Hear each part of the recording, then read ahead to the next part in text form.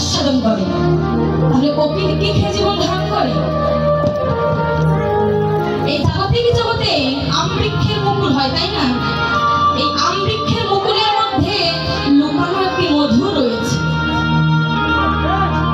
এই গৃহ জগতে যতগুলো পশু পাখি আছে, ওই যে আম মুকুলের মধ্যে যে মধু লুকানো আছে, একমাত্র কোকিল ছাড়া যেমন কেহ জানে না, ঠিক তদ্রূপ হরি নামে কৃষ্ণ নামে কত আনন্দ একমাত্র শুদ্ধ ভক্ত ছাড়া জানতে পারে না। আমি তাই বলি।